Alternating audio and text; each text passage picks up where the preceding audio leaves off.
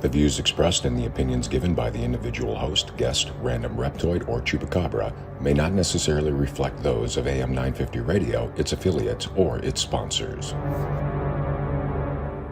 Now, it's time to step into the unknown. The best of GhostBox Radio with Greg Bakun.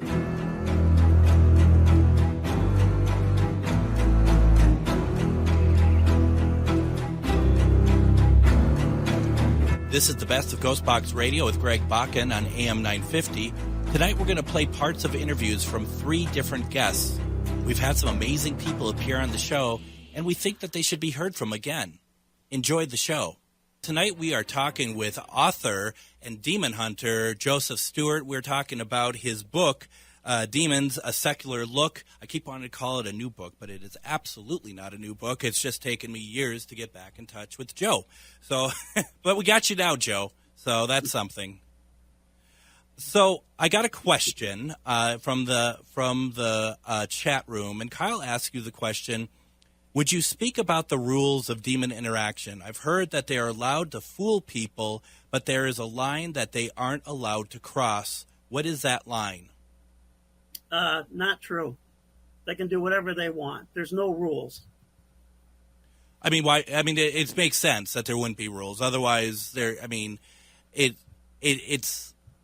would be. It's kind of a romanticized view, I think, of demons in a way, right? That like vampires, like they can't do certain things. They have to be invited in. Is that part true though? Like demons need to be invited in, or do they literally just prey on anybody? Demons prey on anybody. They're just like predators in the sense of looking for the weak and the sick. People with that are down and out. Bad addictions, alcoholism, that type of thing. You name it. They're always out there looking for somebody. So, and yes, you can invite them in, but you don't have to invite them in to get demons. Right. It seems like, as you had said earlier in the program, they're going to focus on your weakness, right? That's what they hunger, that's what they crave, right? Correct. So now I got questions myself that are probably going to be, you're probably going to be like, wow, Greg, this isn't a great interview. I answer these things all the time. But I really feel like you're seeing something that I think a lot of other people who I talk to about demons, I don't think they see. And I'm curious about like what some of these situations, if you don't mind me asking some very parochial questions here tonight. But first of all, you're pinned by one, as you said in the last segment. What do these things look like? Whatever your nightmare dreams are, they're basically, you can't see their form because of the realm that they exist in. So basically, it's a hallucination. You're seeing what is your greatest fear or your greatest desire. They can make it either way that they can use to manipulate you. Gosh, is there a way to know that it's a demon? I mean, it sounds silly to say, but I mean, boy, they could, if that's the case, that they can be around you all the time without you knowing, basically. Yes. I mean, I suppose. Perhaps you tell me they coexist with us is the best way to say it. They coexist with us, great.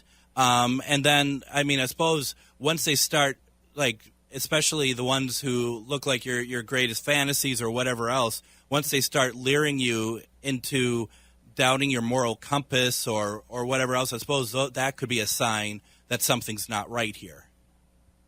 Yeah, you'll know eventually, because it may start off very nice and pleasant and promise you the moon. And usually they attack real young people, they're having a hard time in life, and they will be your best pal, and eventually they will turn on you.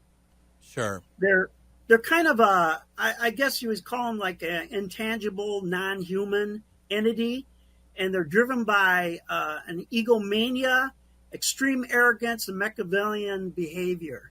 They're very manipulative. What is, I mean, the concept of Satan as far as a head of evil, a head of demons, is that part of all this, or is that something that is not even considered? I guess you can look at them like any kind of predator, I mean, they're feeding on us. Yeah. They're feeding on our energies and things. And it's very important to create that emotion of fear. And with the sex demons, with sex, all that energy there. And that's what they're doing. They just keep feeding off from us. The demons are, they're intelligent. I get that. I understand that. But would you say their need for chaos, their need to do what they do to people, is that no different than, say, the need of what a piranha needs to do, a need of what a shark or a tiger or a lion, that this is just in their DNA, so to speak, and that this is what they do? There's no demons that's going to turn and become good or anything like that. This is what they are. This is what their existence is for. This is their nature. Yes, this is their nature. The one thing about them is and the reason I called the book A Secular Look was because if you start viewing the demons with the blinders of a religion, with their dogma, there's a lot of things that you're not going to see and going to omit that could get you killed. So you need to be open-minded and take it out of all that context and look at it for what it really, truly is. I think that's very smart, and that's kind of what I was getting at for sure when I was asking about like the exorcism and stuff. And growing up Catholic myself, I mean, I find that all that stuff so fascinating, like the Vatican and how all that works. But I also need, and I'm learning more and more as time goes on, that there is such a bigger view to just everything in general. This is not meant to put off any Catholics or anything. I'm not having to go at any religion. But when you're looking at something like this, you're going to learn real fast, I'm sure, Joe, that if you're just going to focus on any one religion, you're going to find yourself in a heap of trouble. Correct. And I work in all religions. I work with cultures that don't have any religions that are afflicted by the demons. So. You said that you can call them in, and that's what can take care of them. But you mentioned you travel. How much do you do of that now? Do you still go out and travel to locations, or is it mainly more remote? Yes. I travel usually 1 or 2 states over sometimes, depending. But a lot of it is in the bigger cities, like Grand Rapids here or Detroit especially. Mm-hmm. I mean, I got 6 new cases already, and this weekend I'll be going to Hazel Park, which is North Detroit, and Pontiac, which is also kind of north of Detroit. Both Saturday and Sunday to work these cases. How do you keep up with it? I mean, you have to be exhausted a lot. I guess I'm in my stride. I've been doing it for a lot of years. So just knowing what we need to do and, dotting our I's and crossing our T's and being prepared for anything. And you really do. You have to be absolutely ready for anything. Yeah. You got to bring your A game every time. Every time. There's no room for error. No, because what they do is they're very masters of, of distraction. If you read that Tennessee case, you'll see how they were distracting people from their task, as well as the Ypsilanti case. You'll also show where it stops the people from doing their exorcism by distracting them with a painting. I think it was a picture of a demon, a painting everybody was fascinated with. And thank you for telling me how that's pronounced. I had been looking at that, and I was like, I'm like, what is that? Yeah, we have a lot of Indian names around here. So, and this is the thing, folks. If you're looking for a read, and this is also I've read like I forget the name of the book off the top of my head, but it's about Ed and Lorraine Warren, and they're talking about their cases and stuff. This is if you're looking for a read like that to understand what happens in these actual cases. This is why this book is really interesting and really good, because, I mean, that's what I like to read. I like to, it sounds really kind of lame actually saying it out loud, because sometimes you read this stuff and you do get scared, and that's kind of the interesting, dare I say, fun part of it, but there's nothing fun about what you do. Yeah. I mean, and I feel really. bad. I feel bad about that because it's not it's his education, not entertainment, but it's still like this is like you get scared by watching The Exorcist. Well, this is what's really going on, and like you said, the way of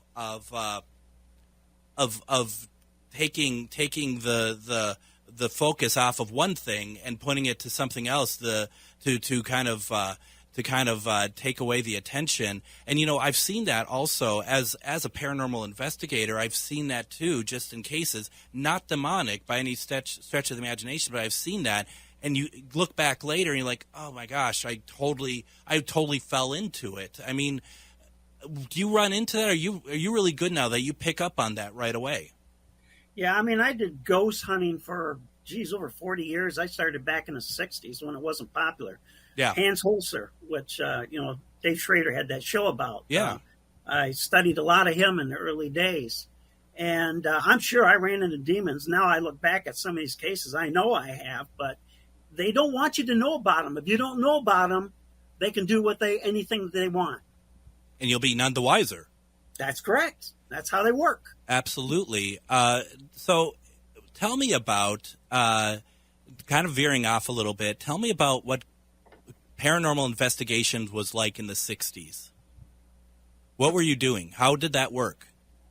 Well, we didn't have all the equipment that you have today. Used a reel-to-reel tape recorder. Yep. They made smaller ones you could take into the field. It's, investigating, getting the information, doing historical investigations, taking good notes, having experiences in that, 35 millimeter photography. We didn't know much about EVPs then, but occasionally you could hear something, on the recorders. And you just tried to help the people as best that you could, not like you can today with all this technology now. It makes it so much easier, to do it. Right. I mean, do you feel like the technology is good, or do you think? You mentioned that you think that it's gotten a lot better to help people. So it's the equipment and stuff seems to be kind of a positive for you. Well, it can be a positive. I mean, I prefer using a good psychic. Absolutely. I mean, there's some out there that just can really connect to that world and what they're saying. And believe me, I've done hundreds and hundreds of hours of EVP work and stuff. And it's just a lot easier to use a psychic and tune in really quick to what's going on. I have a couple reel-to-reel players that and recorders that I take out on occasion because for that very same reason, I like to sometimes record onto analog opposed to digital and see what I can get. And it's really kind of cool. Except that if you took 2 hours recording, it's going to take you 2 hours to download it into your system. I know. Yeah. I've been there. I know. And the fact, too, I don't want to reuse the audio tape either because I'm afraid of bleed through and all that stuff. So, yeah. No. But you get your best EVPs in the analog. And that's why I say once in a while I bring it out there. It's a pain. So when was it then that you're doing all of this investigation and stuff? And Hans Holzer, absolutely. I'm just, as you may or may not know, we just did an event with Dave Schrader. We talked a lot about Holzer files, and I've got a lot of his books that I've been reading as well. When was it for you that demons started to come into the picture? 2009, I was doing a haunted house, and it was revealed later on that a woman was being basically raped by a demon. She was Catholic, and I didn't believe in demons, but I knew that ghosts can get very feisty and nasty, depending on how they are in life. That's the way they are in death. Yeah. And so that's what I thought it was, and then it got revealed to me when I went and investigated the previous house that she lived in. That was an incubus that was actually attacking her, and I did not believe it up to that point. And then it was face to face with it, and then I had to believe it. Was it at that point that you decided that I need to play a role into helping people with that? Okay. No, it wasn't like that at all.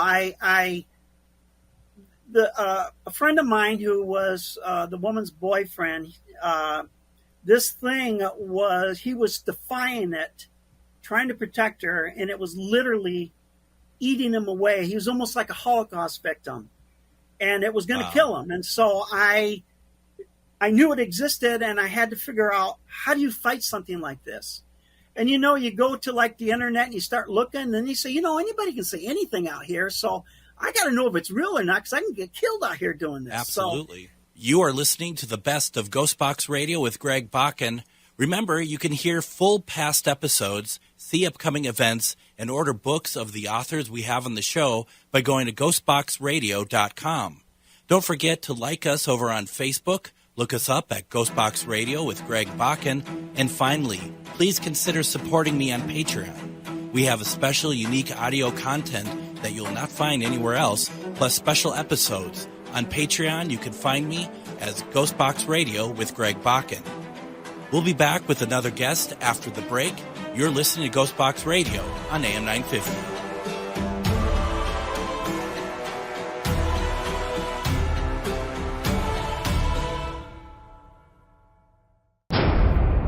The best of GhostBox Radio with Greg Bakun. Did any of you watch or pick up on what was happening with this congressional hearing today that was all about information that had been kind of kept away from Congress regarding UAPs and regarding everything that's around it? Because the reason I asked, because we do have Erica on, and we're going to break this down with her right now, but I'm also really hoping that some of you will include your questions as well. You can do so in the chat. You just leave it, if you're watching us on Facebook, just leave it in the chat. We'll ask the questions. Erica can do her best to answer them. You know, we just want to have a conversation about this. And Erica, you know, I guess let's just be very, just very generalized here. What did you think today? What did you think of today? You know, it was very interesting to me, and I want to just go back and clarify. The Nimitz Tic Tac encounter was 2004. Okay. And so I just want to clarify that. But it was interesting because when I was watching, you know, I think we're excited because we think that this is another moment in time where we could peek behind the veil and where we could potentially be told that there is extraterrestrial life or there's some other life form interacting with us. And today, when I watched the hearing and I saw specific people, Graves, Fravor, Grush, there, and they were flanked by a crew of people, Jeremy Corbell and George Knapp, who have repeatedly over the years offered unsubstantiated claims about a lot of different things, objects, ranches, people. That was a red flag for me. It was also a red flag for me when Grush, who had mentioned, you know, on different news reports that he had seen, dead bodies, aliens, all of these things, crash retrievals. And yet today when he was under oath, he didn't divulge the information that he has divulged on the press, which is a huge red flag. That should be a red flag to all of us. Here you've got somebody who is claiming to be a whistleblower, and yet there they are in front of, you know, Congress, this committee, and they're in front of the world, and they're claiming that they are so victimized, they've been threatened, and they are protected by the Whistleblower Act, and then they're not going to disclose what they did to the media. That's to me, that should be reason enough to not really take anything he's saying seriously, and people need to question that. I also, like I said, found it disconcerting to see two people, I'll say it again, I just said this, but George Knapp and Jeremy Corbell, who have promoted fictitious stories like the Bob Lazar story, like Skinwalker Ranch. That doesn't send a good message out to the people of the world who truly care about doing good research and about finding something incredible. When it comes to Grush and his inability to get into too much detail during the hearing, but as mentioned, that those details were much more available when he wasn't under oath. And I guess my point I'm trying to get at is, do you think that's simply because he was under oath? Well, I definitely, yes, I do. it's a tough thing to go under oath and lie. Yeah. And I think that they were, obviously they skirted the issues, and I think it's pretty bad. Like I said, when you can go out to News Nation and different media sources and promote wild claims, and then you have the attention of the nation. You've got it. Well, some people who are concerned with the subject, right. and you've got this is your chance to talk about this and lay it out, and you've laid out the same old stuff that we've heard before. So I think that was a definite fail in that regard. What would the point be of doing and having this hearing?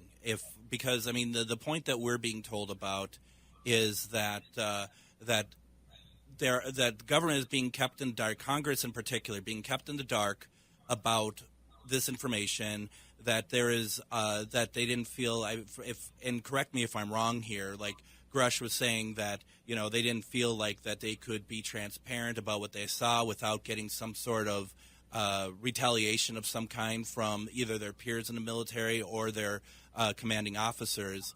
So if they're not talking about what's really happening, they're just doing broad brushstrokes. What would the purpose be of having a hearing like this to begin with? Well, I think it's. I would imagine it's a bit of grandstanding. I believe it's a bit of political theater. Yeah.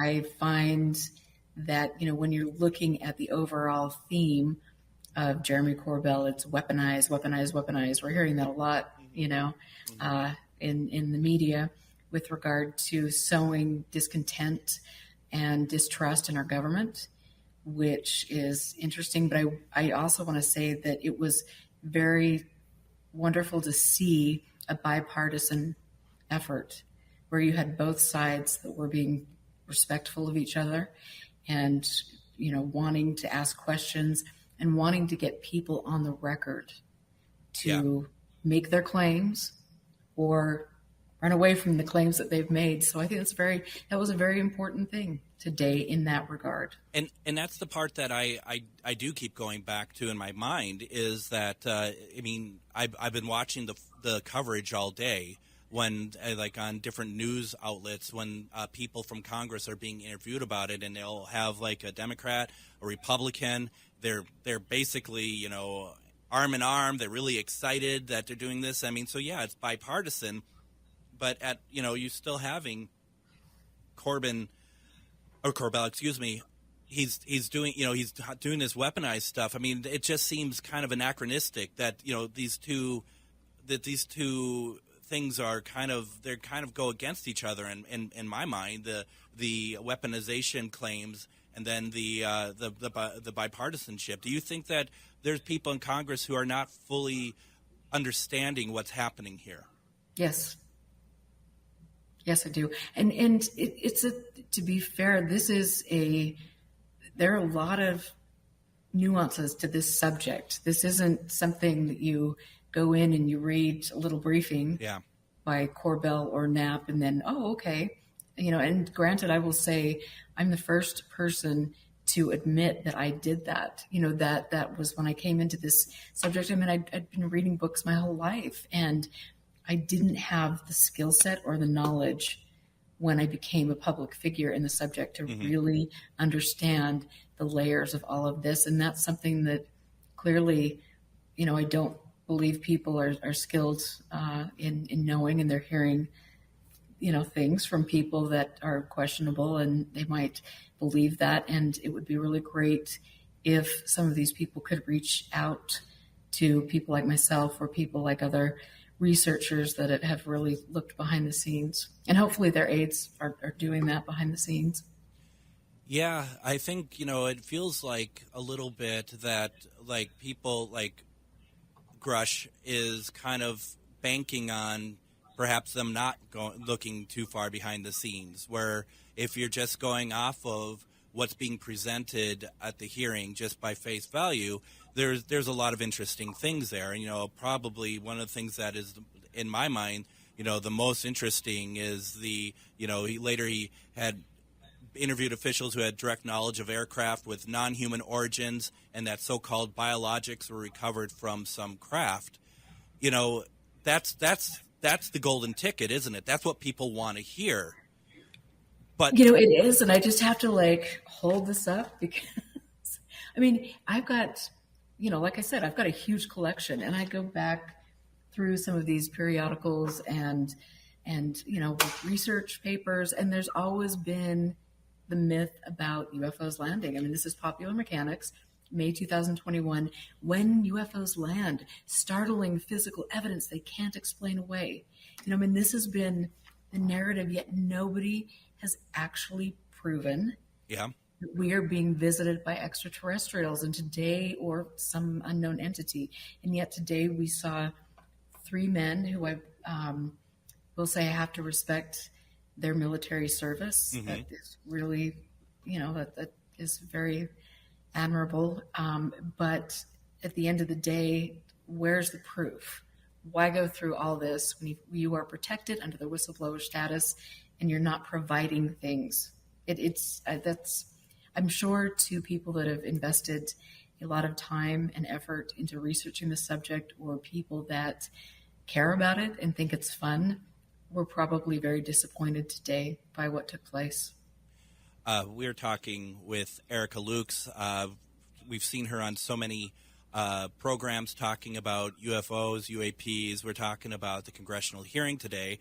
I would be very interested, anybody who is listening, put a comment in the comment section of if you're streaming this, and let us know your thoughts. I'd be very interested to know what people thought, even if you didn't watch the whole thing, if you read an article, if you just were just taking part in some way, you're not totally invested, but you knew what is happening. We'd love to know your thoughts. Please put it down there so we could read those.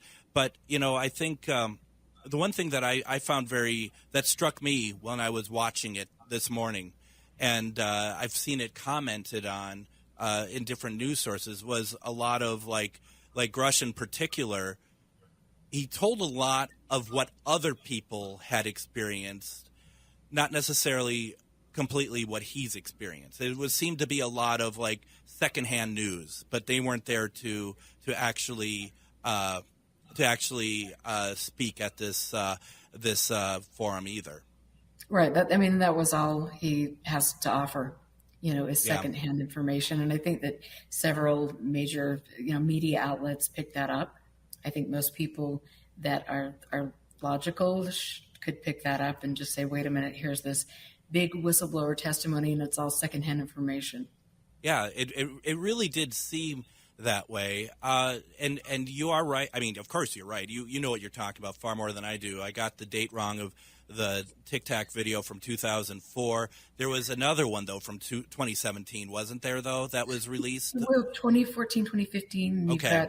There were, that was the Graves story. So, yep, it is interesting. The reason why I ask that, why I bring that up, and this is going to sound, you know, like I said to you before the show, sometimes the show can be a bit, you know, amateur hour AM over here. But when the thing that really struck me, and I can't remember who was being interviewed, but he had said something about where everyone was saying that these craft were going thousands of miles an hour. That he said in one of the one of the videos, and I don't think it was the 2004 one. I could be wrong. I don't think it was a Tic Tac one, but it was actually like 40 miles an hour. That it wasn't going very fast at all. You know, there have been different accounts of that and people that have researched that. I think Mick West has done a really good job at talking about some of that. And so, I mean, those things can be argued. And again, like where is the information backing up their claims? Yeah.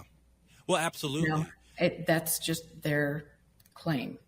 You know, they should have all sorts of things other than George Knapp and Jeremy Corbell's statements that were submitted. You know, it's show us the evidence. The burden of proof is on the claimant.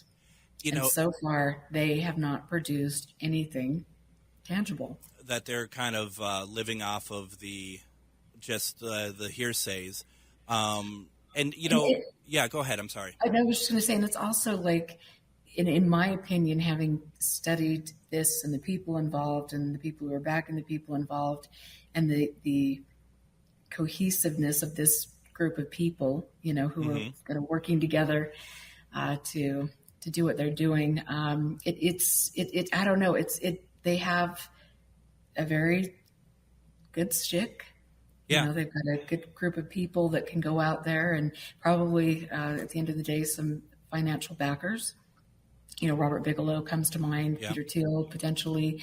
And so it's a, slick production, but it's always the constant kind of theme. And I know Gresh today had mentioned that, he and his wife had been affected. He didn't come out and say by the hitchhiker effect, but I'm sure that's what he's alluding to, given the fact that he's involved with the same group of people. I'm sure that will come into play, but it's just, again, it's a lot of stories. It's a lot of distrust of the government. It's a lot of weaponized. I really have a problem with the wording and the way that Jeremy Corbell continually over the years has come out with this. Why should we be weaponizing the study of looking at another life form?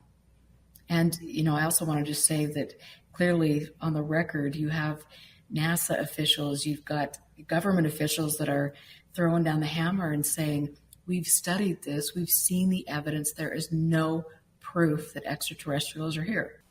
You are listening to the best of GhostBox Radio with Greg Bakun. Remember, you can hear full past episodes, see upcoming events, and order books of the authors we have on the show by going to ghostboxradio.com. Don't forget to like us over on Facebook, look us up at GhostBox Radio with Greg Bakun, and finally, please consider supporting me on Patreon. On Patreon, you can find me as GhostBox Radio with Greg Bakun.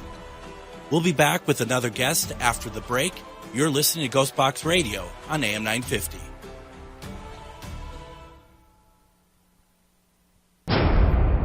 The best of GhostBox Radio with Greg Bakun. We are talking about the sounds Bigfoot makes, and you might be like, well, we haven't talked about any sounds Bigfoot made yet. And, honestly, Robert, I'm not quite sure how we're going to do this in the sense of we're going to play these, and I don't know if it's just like, does that sound right to you? And you're going to be like, yeah or no. I mean, but I think that they're interesting. I think they're interesting to just listen to, if that works for you. It's fine. Yeah. All right. He's just like, why am I here tonight? And it's a fair question. Now, there's a couple more things that have come through. Robert, when you go out and do your research in the field, do you create a gifting stump? No, I haven't done that. I know what you're talking about and stuff, and I know people that have done that with their house. They've left stuff out in their house and stuff, but I do know some investigators have done that. I haven't done that. We did it in Indiana, and we like Zanzi did. We didn't put out the chocolate or anything. We did have some stuff out there, but what we did have out there was a granola bar. It was still wrapped. And like she said, she had feathers and fancy rocks. We had marbles that were kind of balancing on the stump itself. And we went away for a couple hours. Now, earlier that evening, we were in a picnic area. And it's just like you said. We only had we didn't really travel far from the campsite. We went into the woods a little bit, but we kind of stuck to the campsite. And we had some Funyuns, a bag of Funyuns at a picnic table, and some raccoons came up and they took it and they ripped it apart, just like what you expect raccoons to do. The gifting stump, though, we left for a little bit, about 2 hours. We came back, and most of the stuff on the gifting stump was still there, except for the granola bar. And the granola bar, we found the wrapper on the floor, that's a floor, on the ground. And, like we talked about how the raccoons just tore apart the Funyun bag. This was not ripped apart. It looked literally like someone had the bar and they took their nail and went across the packaging like slid it open and took it out and put the wrapper on the ground, that marble I talked about was untouched. I mean, it was a very delicate operation. Most of the time that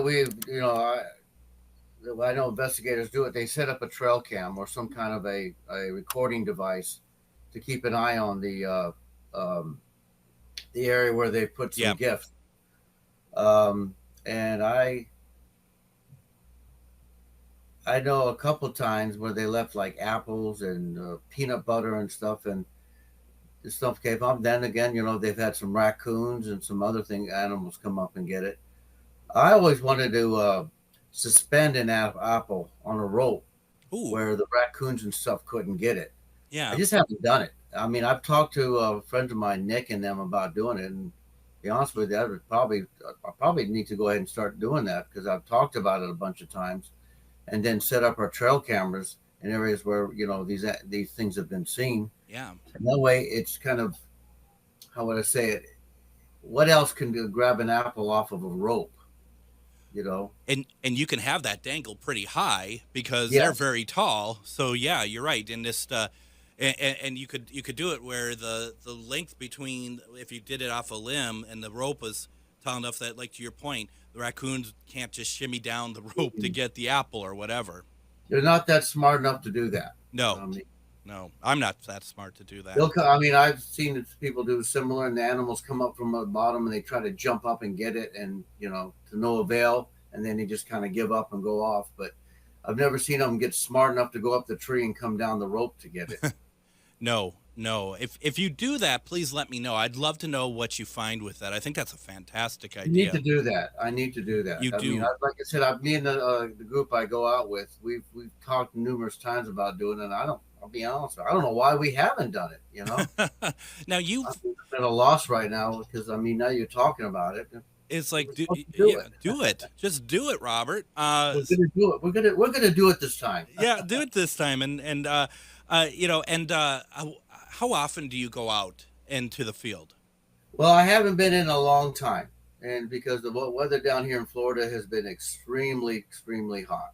Mm-hmm. Mm-hmm. And I have, I'll be honest with you, I have taken a step back a little from it to focus on my wife, because my wife has Parkinson's. Yeah. And she has been doing this furniture stuff, and I decided I wanted to help her, push, because she's been supporting me for a long time, and I just wanted to take a step back and support her. Yeah. She does enjoy camping. She does enjoy going out there. She's a fantastic photographer.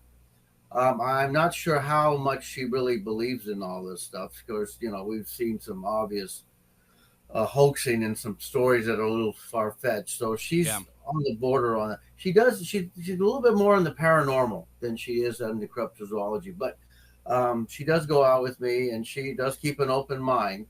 But she, if she doesn't think somebody's being truthful and stuff, she will call them out. When you're saying this, and when you're talking about that apple, and it's like, why haven't you done it yet? Robert, why haven't I had you on talking about paranormal and ufology? Because you're well versed in all of that as well. We never seem to talk about that. I love all that stuff. The paranormal, ufology, the unexplained. Yeah. Missing people, the Bermuda Triangle. I love, that's, it's not just Bigfoot. Bigfoot seems to have been what it is, I enjoy going out in the woods, and I enjoy looking at this stuff, Bigfoot's an excuse to go out in the woods. Not saying I don't, I think there's something out there, bottom line. Mm-hmm.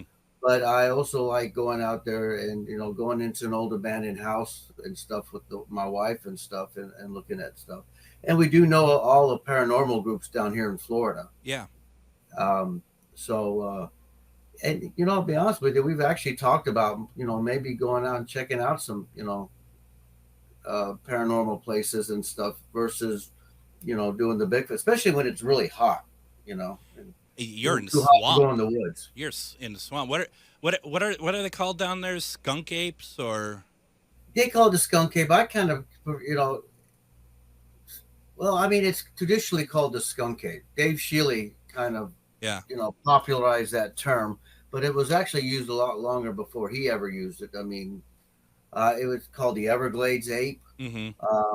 And some people just, never really associated it with Bigfoot till the Patterson film came out. And then people started, hey, we got one of those down here. And then a gentleman, last name Osborne, in 1971, when him and two other guys were out in the Big Cypress Swamp, saw it. And when they were interviewed, he pretty much animatedly said, it's a skunk ape. Yeah. So the name stuck. Some investigators don't like it.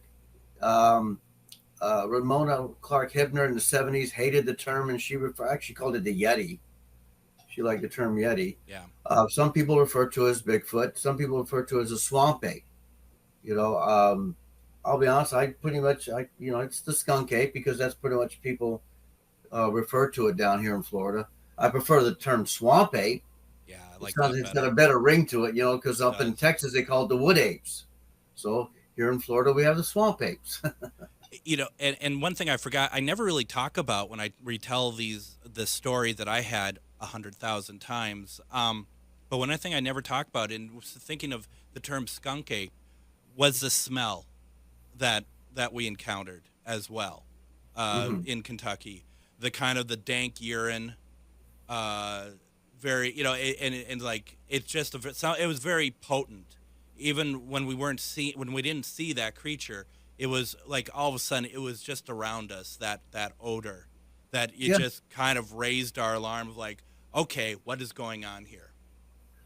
Believe it or not, this animal, and I'm not just talking the Florida one, there's reports of the animal, the Sasquatch over in California, Oregon, and it's been known to give off a smell too. People have known a very pungent smell.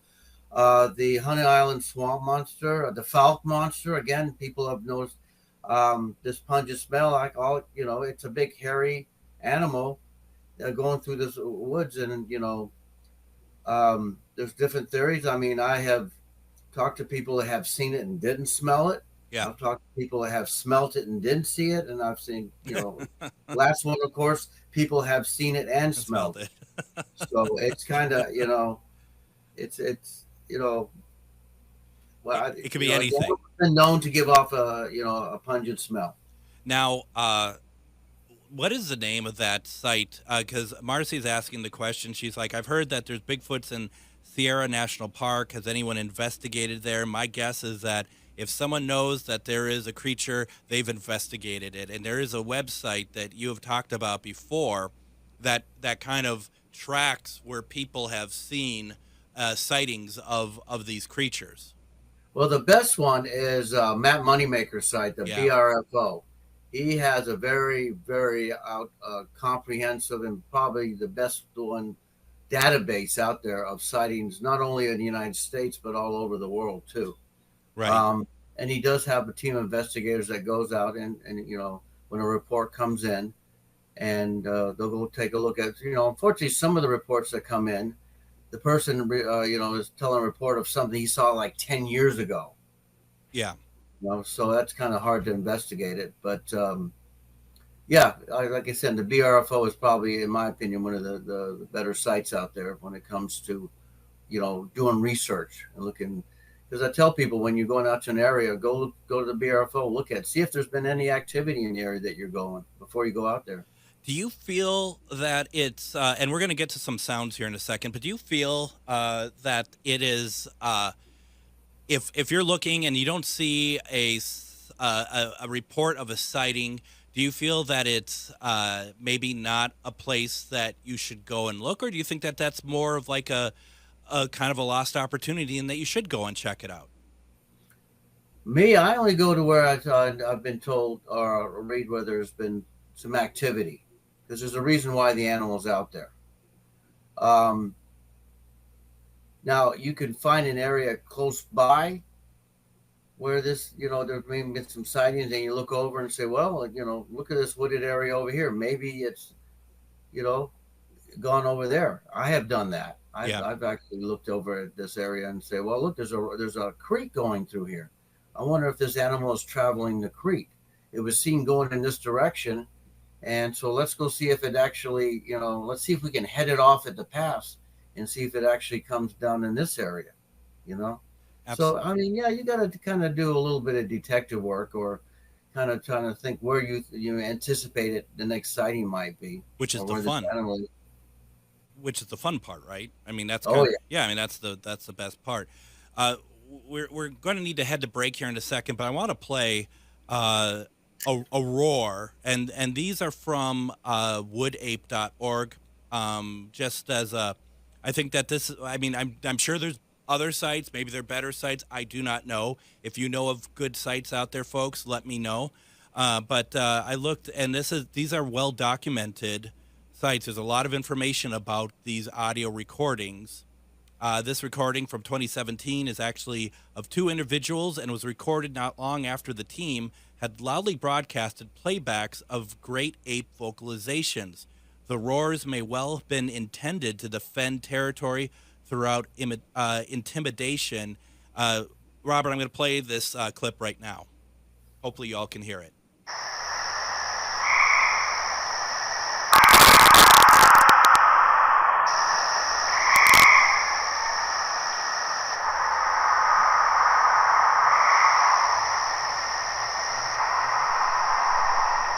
Well, that's frightening. I'm going to play it one more time.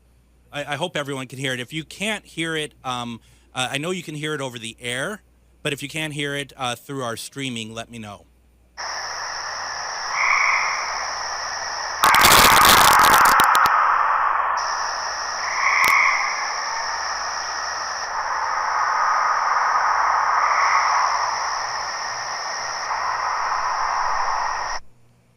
So what do you think of that, Robert?